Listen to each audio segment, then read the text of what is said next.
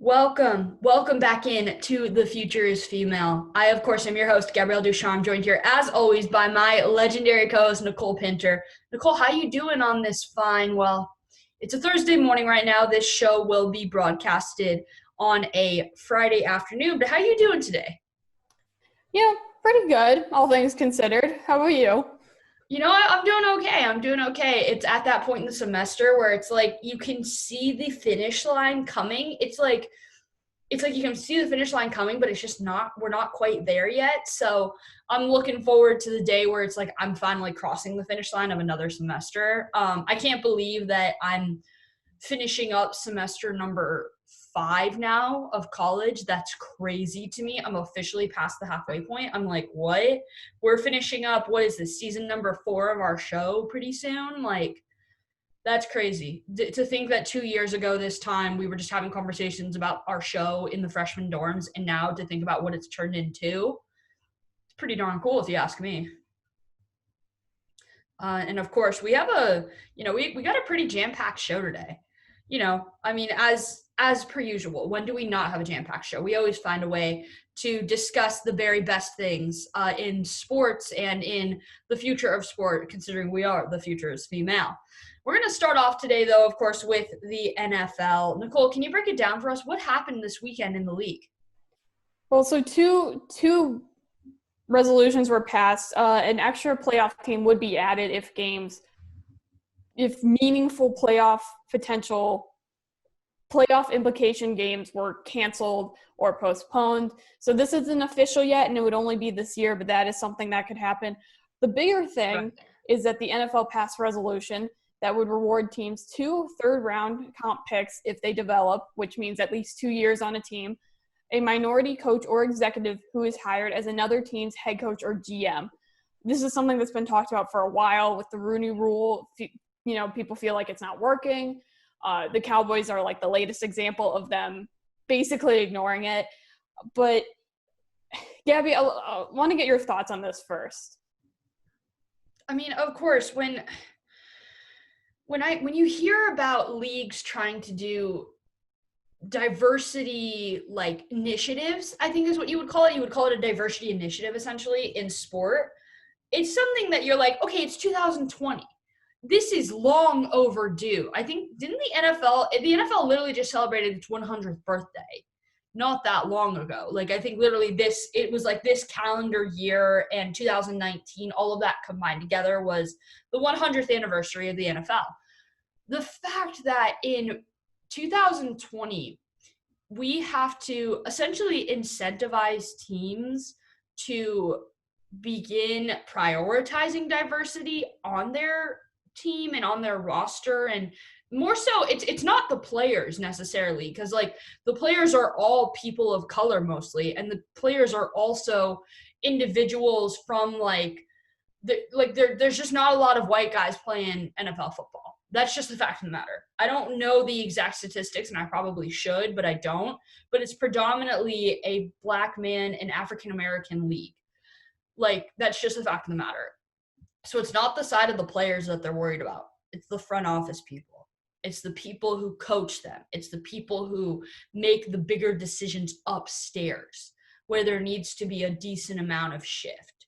And the fact that it's taking the league essentially it feels like the league is almost bribing teams to say, like, you guys will benefit long term if you're willing to hire someone who is essentially a minority person, right? Who is in the minority population. To me, it shouldn't need quite as much incentivizing. I think that teams should just want to fill their front offices with varying perspectives, with people that come from all walks of life. I feel like that's just something that you should want to do as a human being. Unfortunately, that's not the era we live in. People are creatures of habit, especially in a place like the NFL where tradition stands so strong. So in order to break tradition, you have to incentivize and you have to push a little bit harder. So I mean, I think it's a good thing that they're pushing for it, but the way that they're doing it bothers me a little bit. This idea that we have to incentivize people to hire a more diverse staff. it's just kind of bothersome. Like, it's like, oh yeah, if you run the race, you'll get a medal at the end. This race, you shouldn't have to get a medal at the end in order to feel motivated to run it, in my eyes. I don't know, Nicole, what are your thoughts on it? I hate this. I mean, the Rooney Rule was one thing. This is a completely different thing. Like, Max Kellerman on First Take actually says it best. If you just don't interview a whole half of a population, you're only hurting yourself, because you're not interviewing people who could be very ready for the job and more ready than others. Like, you're putting yourself at a disadvantage. And this is, I hate this. Like, it treats minorities like they're commodities, like they're not real people almost. And it shouldn't be that way. And this is mostly on owners, because I think there's maybe one black GM, and I don't think there's any minority owners. So it's like the owners are still living in a different time, whereas the players are in the now. And it's really sad that the NFL has to do this. It shouldn't have to be like this. It's dumb. I don't know what the right way is, but it's not this. Right. It's not like this whole idea of like, you're almost like, it's almost like the entire, all the NFL teams are dogs, and you're holding a treat over them as like the league. You're holding a treat over them, and if they comply with you, like if a dog sits, then you give it a treat. If the owners hire minority human beings, then they get like a little dog treat as a reward. Like, no, that's not how it should be working in 2020. That's not how we should be operating as a league. You should just feel motivated internally to want to continue diversifying the league and bringing in other perspectives. But unfortunately, that's not how tradition works. Tradition and change do not go hand in hand. They are direct opposites of one another in modern society, unfortunately. Yeah, this is not the answer. Hopefully they figure out a better answer. Unfortunately, it sounds like this is the answer they've literally just come up with. So I guess it will be trial by error, and they'll figure it out eventually. And we'll come back on this show in 6 months and realize what a mistake it was. Of course, transitioning from, issues off the field to now issues on the field. Nicole, Bears Corner this week. What's going on with your team in Chicago, the once undefeated, interesting looking Chicago Bears? It's a mess. I mean, it's just getting downright embarrassing at this point. The Bears lost 24-17 to the Titans. Actually could have tied the game, could have taken it to overtime. Of course, the Bears literally fumbled the ball. The Titans controlled the entire game, but the Bears defense keeps playing well enough to put the offense in a position to either tie or win the game, and they just don't do that. They were 2 of 15 on third downs. They are the most penalized team in the league. They ran collectively for 56 yards. And have you heard this one before? The Bears wasted another solid performance by the defense. They had a chance in the Rams game. They've had a chance every game they've lost to do something. Even the Colts game, and that scored looked worse. And they're so bad. They're 5-1 to 5-4. Matt Nagy is a huge part of this problem. He has an ego problem, and he won't admit it. He won't admit that his play calling might be hurting the team. It's clear he didn't want Trubisky as QB, so he took him out the second he could for Foles. The minute he got the chance to do so, would Trubisky have won the Atlanta game? I don't know, but Foles hasn't played well since then.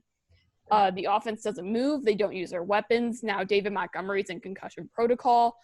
He continues to put Patterson in the backfield, Cordell Patterson, despite it never working, despite defenses knowing what's coming every time. And I swear he does that just because he knows his critics are coming after him for play calling.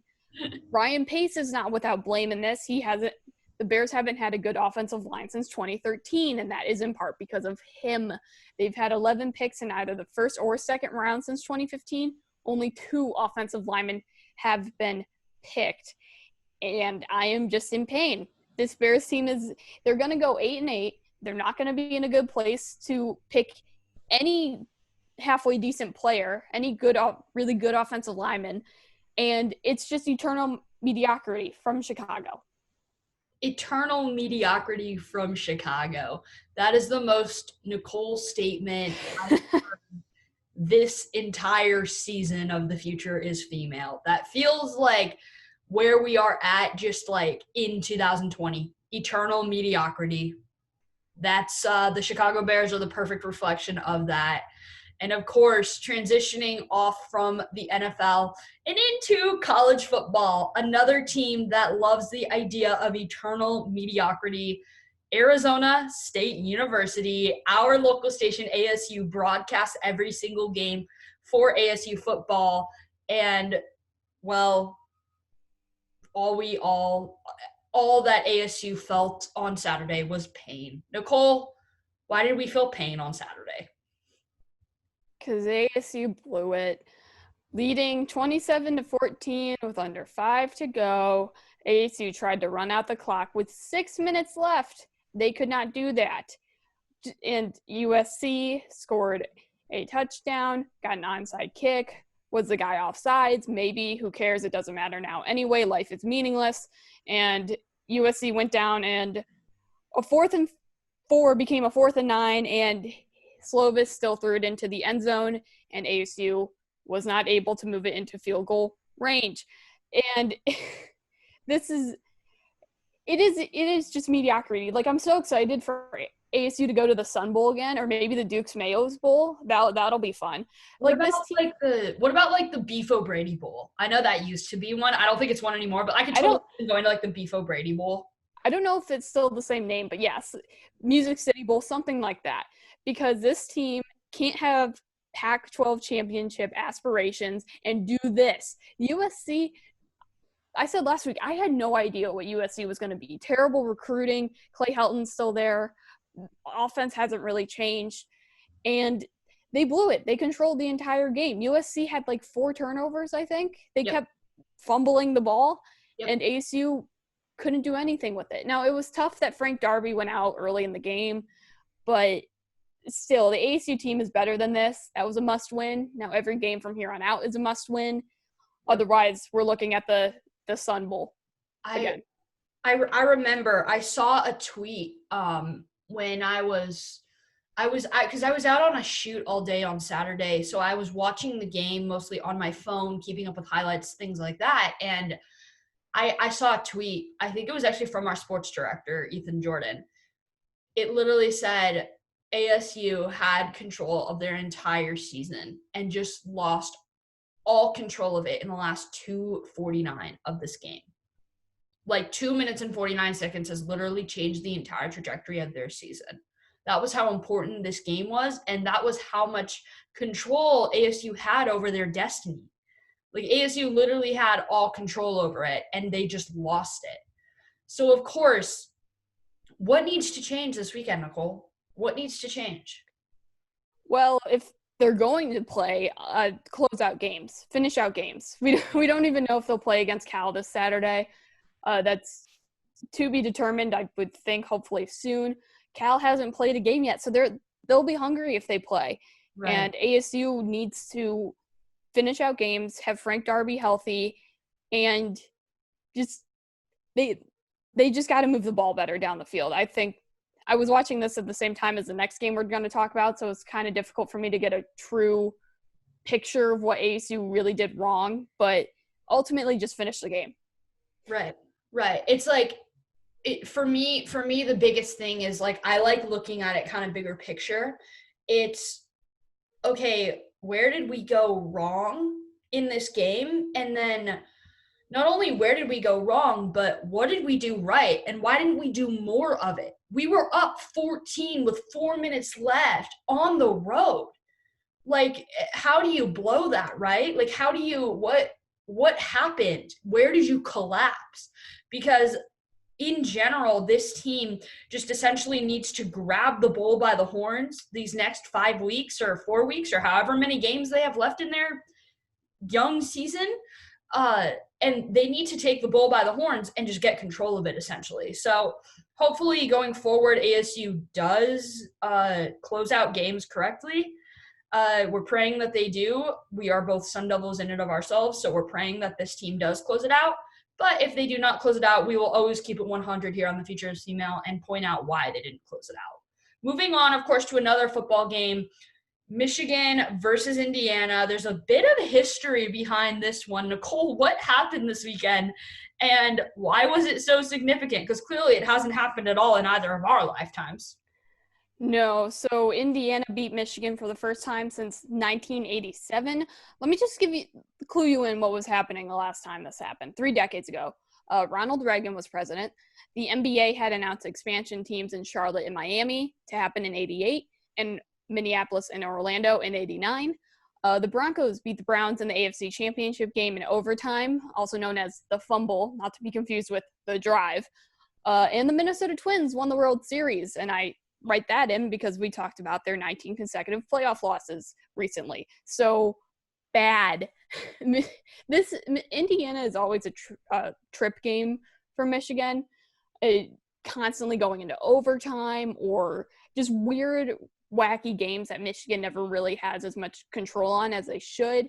Right. And this was just, it was kind of expected after the Michigan State game. I think a lot of Michigan fans were kind of just like, we don't care. The season's kind of already over after you make Rocky Lombardi look good. And Michigan State didn't score against Iowa, who hadn't won a game yet this past weekend. So really bad look.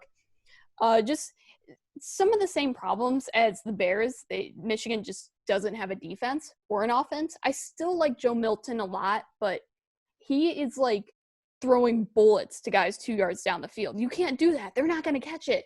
Right. Don Brown is putting his secondary on islands, and they're not able to cover anyone.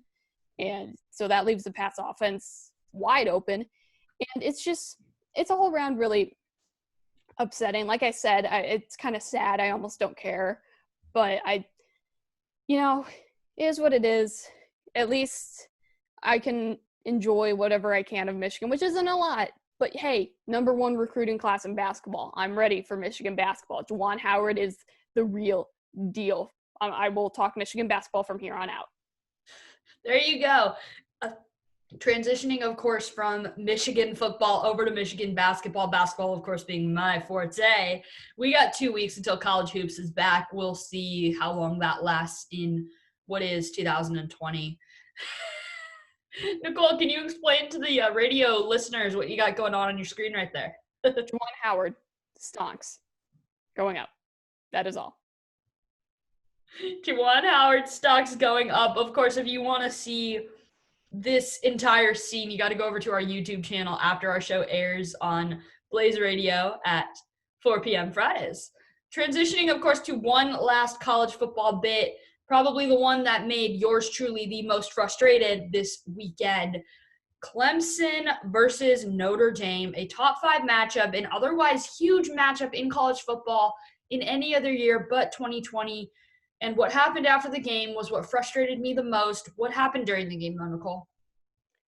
Well, Notre Dame seemed to have control in most of this, but Clemson still never went away. DJ Ungalale, I didn't say that right. I'm so sorry. I'll learn that.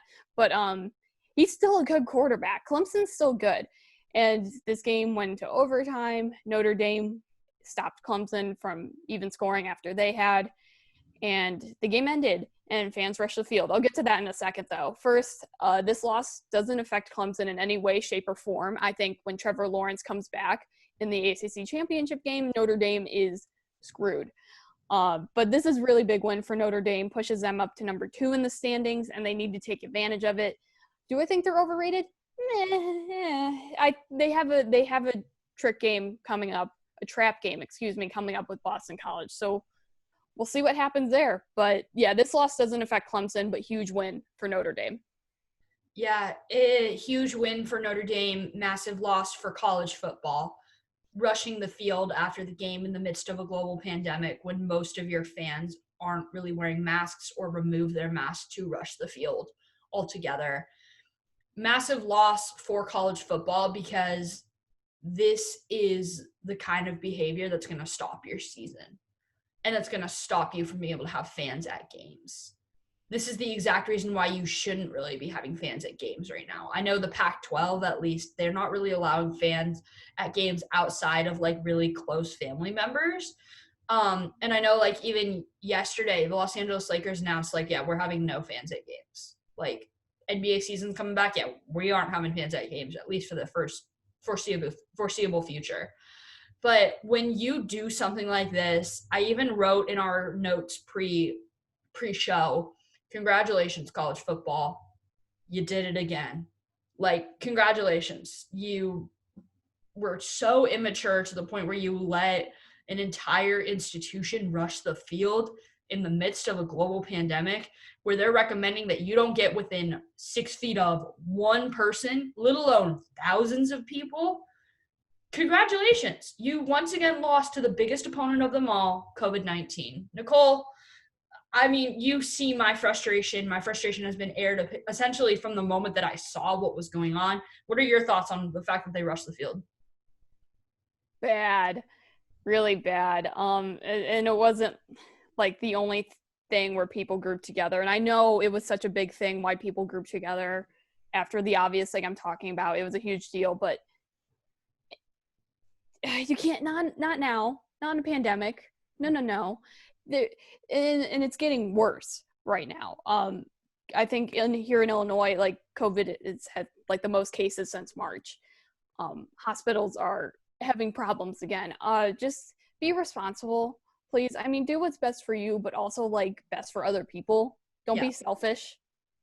Yeah. That's all I got. Just the bare minimum someone has to do is care about another person. That's a bare minimum. I just hope more people do. I remember I saw a social media post from someone who I know who goes to Notre Dame, and she like posted about rushing the field and stuff, and all I could think in my head was, are you kidding me right now? Like, you realize what you're doing is going to be very detrimental, not only to your institution, but to a lot of people around you. Like, and there's no avoiding it. There's no getting out of it now. You put it out there. You were clearly excited, which I get that you were excited, but at what cost long term? So yeah, don't be selfish. It's not that hard.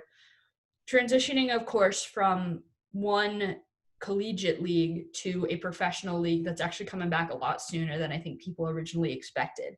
The NBA will be making its return to action on December 22nd of 2020.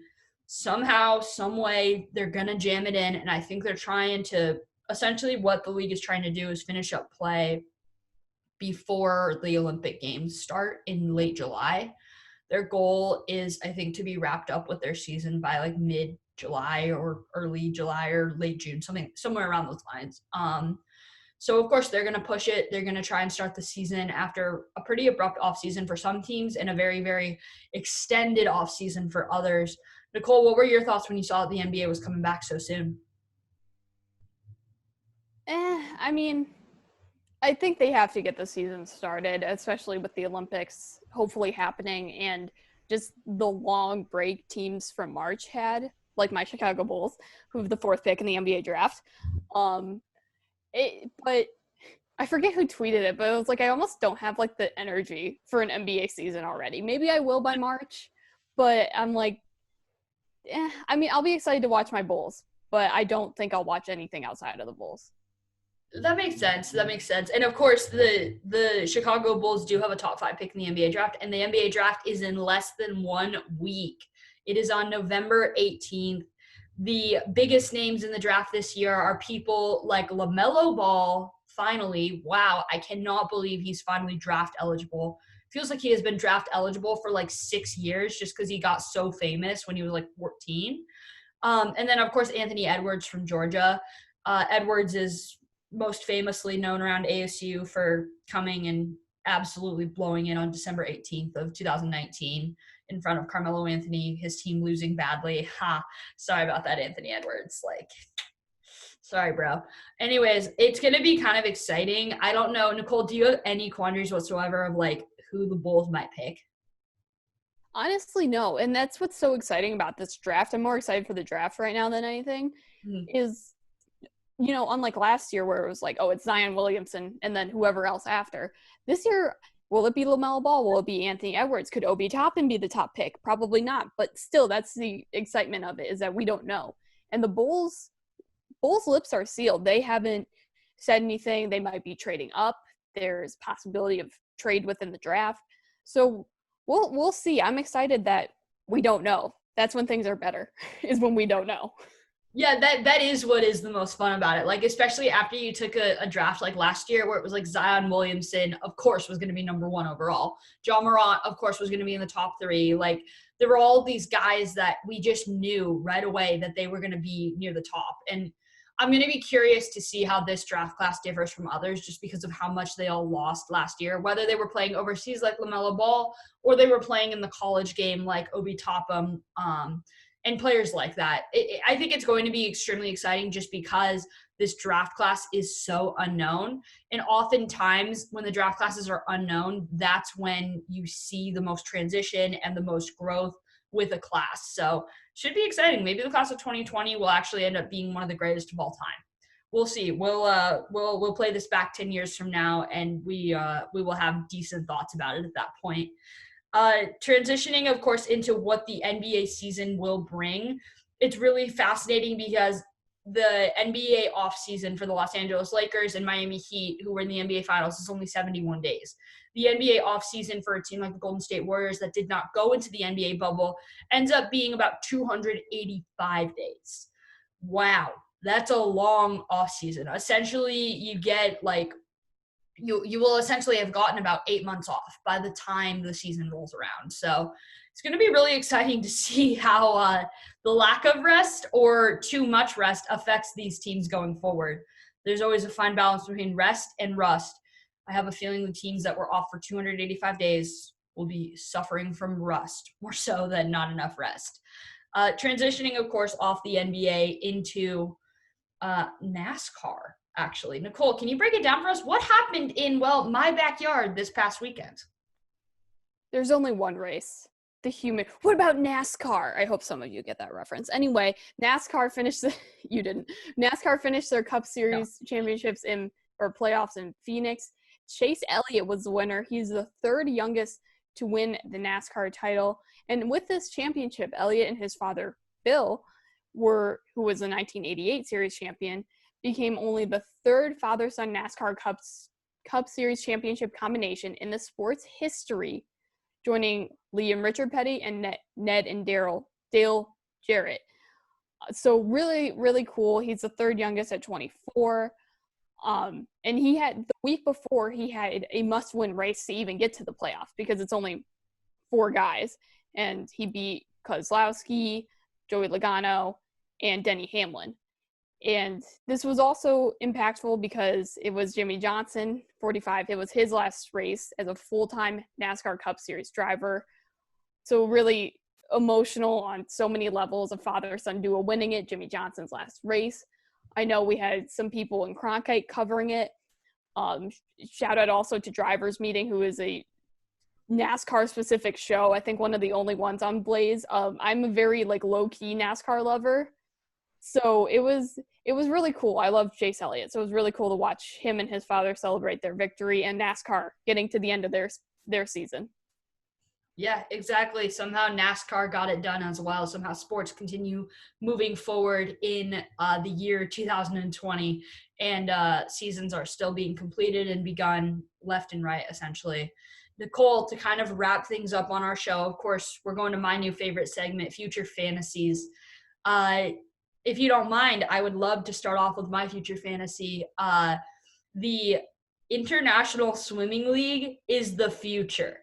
My future fantasy is that the International Swimming League will one day be on par with leagues like NASCAR and the PGA and possibly even the 4 major professional leagues like the NFL, the NHL, the NBA, the MLB.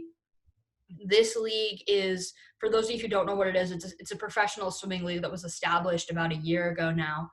And it allows professional swimmers like Cody Miller and Michael Phelps. Phelps isn't a part of it anymore, but that's just the name that people know. Katie Ledecky, Allison Schmidt. It allows them to compete on an international and national level with a team. That's essentially what it is. You're a part of a team. You're a part of teams like the DC Tridents, the California Condors, the LA Current. Those are some of the teams that are competing right now. And I've been watching it. I've been paying attention to it a little bit. They're actually in Budapest, Hungary right now competing, because in Hungary, the COVID-19 levels are lower. So they're actually competing right now in the midst of everything going on. And it's actually an amazing product that they're putting out. Like the swimmers are extremely passionate about the league. The teams themselves are actually pretty darn talented. Like there's a lot of future US Olympians on those teams. And I think it's a fantastic way for swimming fans to engage with the sport outside of an Olympic year. So much of the time when swimming comes on the Olympics, it is one of the most popular sports. People love watching it when it's on the Olympic stage. And now this league in specific, I think, is going to help transition swimming into a more mainstream sport. And it's going to allow athletes to actually make a genuine living off of their sport outside of an Olympic year. So I'm really, really excited about that. I think that is the future league that people want to invest in and will end up investing in long term. Nicole, what is your future fantasy for the week? Well, as listeners of the show know, I hate the NCAA with a fiery, burning passion. The NCAA is trash. But more than trash, it is also corrupt.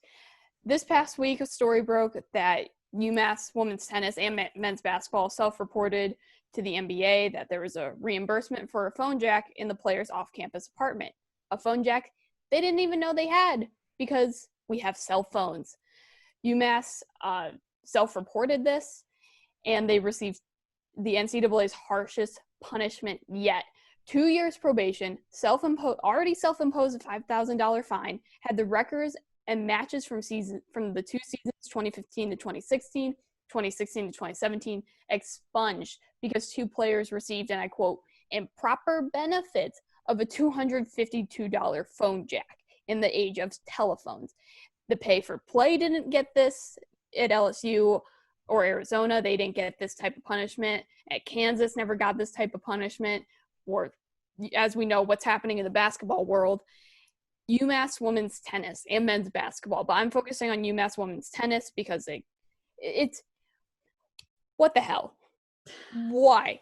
The NCAA, they're making an example out of something so small, something that clearly didn't affect the play, while letting other things go by because it makes them money, because it makes them revenue. It makes them over $8 billion that they already get from March Madness alone. It's ridiculous. NCAA, figure it out. And I want change to happen. Change has to come from the players, from within side. My future fantasy is the NCAA will figure it out. And someone will. Someone will make change within the NCAA so this stops happening. And of course, we leave you today with a fired up Nicole and empowered Gabrielle. Tune in next week for even more from both of us. For, of course, Nicole Pinter, I'm Gabrielle Ducharme. We are The Future is Female. Until next week, everybody stay safe, stay happy, and of course, stay healthy.